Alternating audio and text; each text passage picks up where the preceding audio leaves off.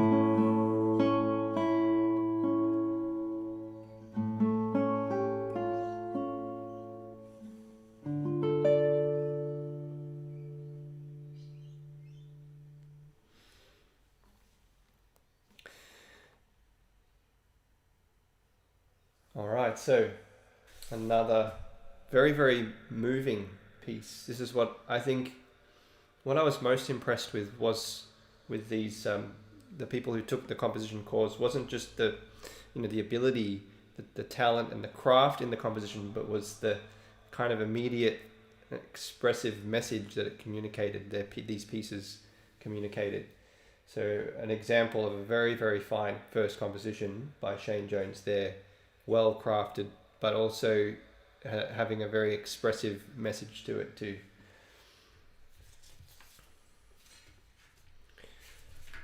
Next up on the program, we've got a piece by Trisha Budd. And Trisha has taken the composition course a couple of times now, but the first time she took the course was her first time composing. So this, I think, would be, I guess, her second composition. It's called Autumn Dance. It's a really beautiful piece in the style of a mazurka.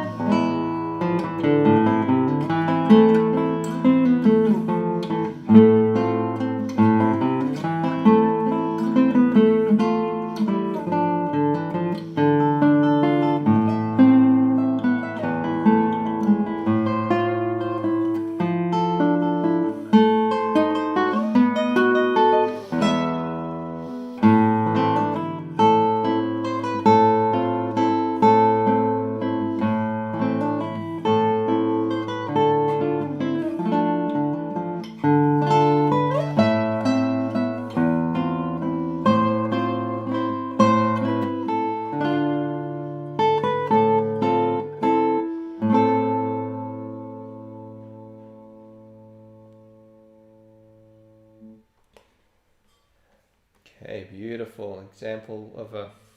I'm just blown away that people compose these pieces in 1 month.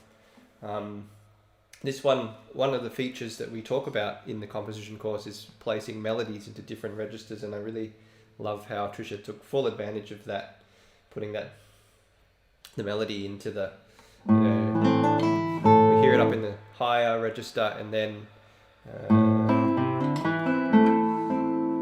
later on down in the lower register. Really, really beautiful effect. Next up, we have not one but two pieces that were composed in 1 month by Ian Pollard. They're named A Brace of Berets. So we have Beret 1 and Beret 2. I was absolutely gobsmacked that Ian composed, the first beret about 2 weeks in, I think, to the course, and then composed a second beret by the end of the month. It's just, I was just, really speechless. And they're really, really fantastic berets. They're a bit of a roller coaster, very exciting. Berets usually are quite exciting. So in the style, a beret is part of a Baroque dance suite, so it's a fairly energetic dance. And I'm going to play it in these pieces are often done where you play beret 1, beret 2, and then return to beret 1 again. So I'm actually going to play it in that fashion. I hope Ian doesn't mind. I'm not sure if he indicated to do that or not, but I think it'll be a really nice homage to the typical beret 1 and 2 form. So here is a Brace of Berets by Ian Pollard.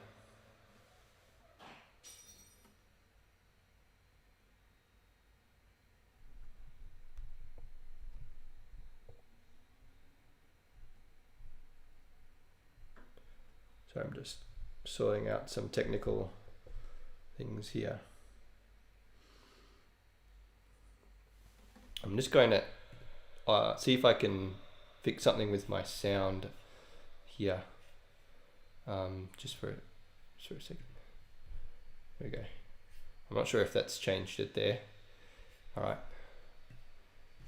Here we go. A Brace of Berets by Ian Pollard.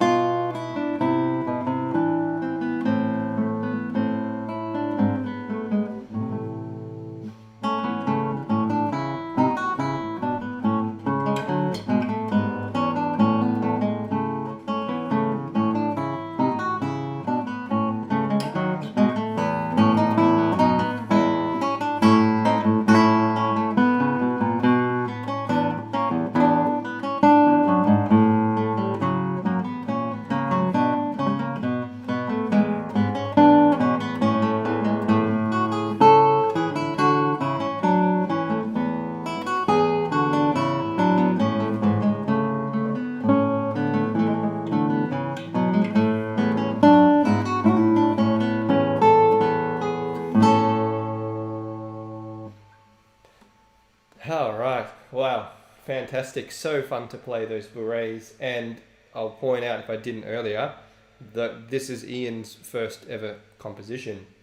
And I'm just absolutely astounded at the understanding and craft and playfulness, and really it's very if I were reading through this, I would definitely not say that this could be the first composition by someone. I'd think that it was by a seasoned composer, as I would with pretty much every piece that was submitted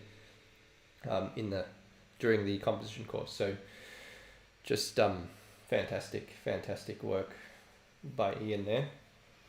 I'm sorry I can't see if there are people commenting. I don't have the comments here, but I'll tune up for the next and final final piece here.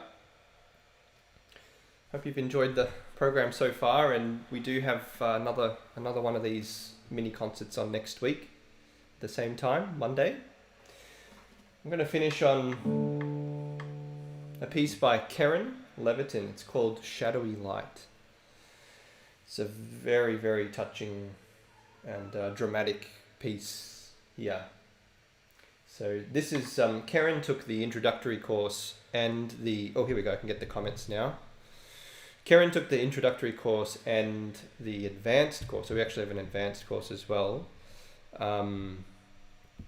And this was composed during the advanced course, although Karen also wrote a very, very beautiful piece in the introductory course. So within, within 2 months, Karen had actually written 2 really beautiful pieces. Just goes to show what's possible, which is, I never would have thought that, people could have composed this quickly and with this much quality. It's just exceeded expectations so much.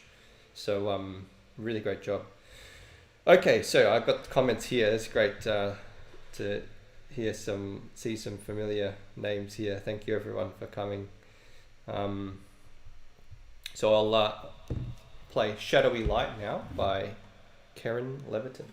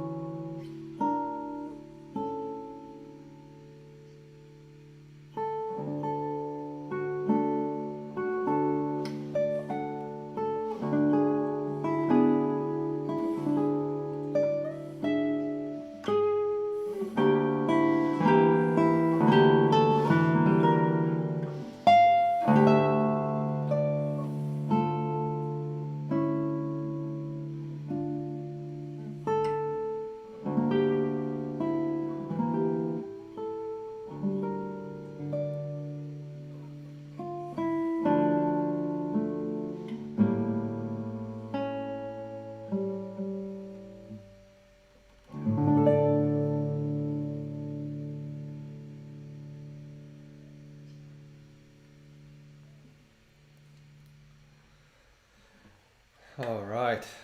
Wow, I just feel like applauding all these composers just for such a beautiful array of well crafted and expressive, powerful pieces, I would say. All of them communicate something very, very deep and powerful.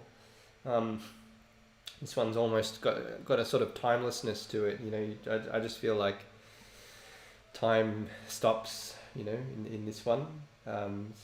Very, very, very um, well crafted to be able to do that. And again, Karen, I think this was her second piece, I guess, ever. Um, you know, to be doing that already so early on in your compositional journey is just incredible. So, um, Deb has a great Jill. We've got some other really fantastic composers in this chat here. So, and you know, I'll definitely enjoy playing some more pieces by some of these names here.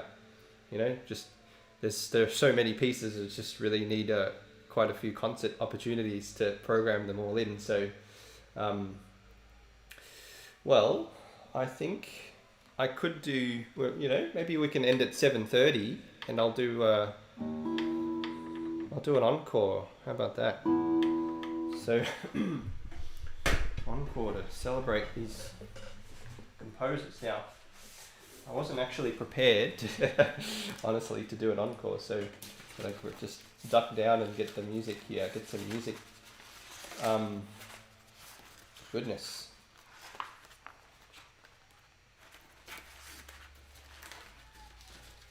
Okay, there's one I'd like to play here by someone in the chat.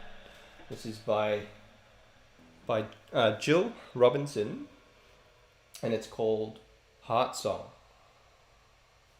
And it's Jill, I have to say, has been one of the most productive composers that I've ever seen. She's I don't think had composed before taking the composition course, and now is composing one piece a week maybe on average.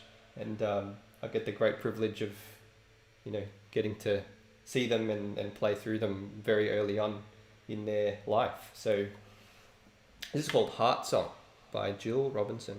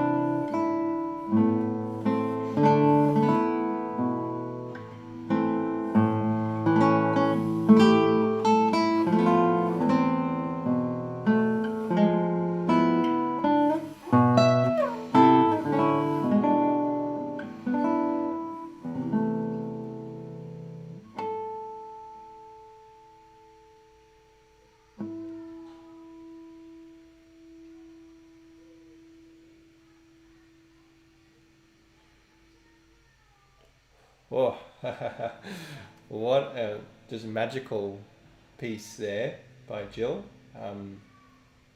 Just very, very evocative and sort of flexible, you know, language of the harmonies and the rhythms are just very whimsical, I would say, is probably maybe a good word.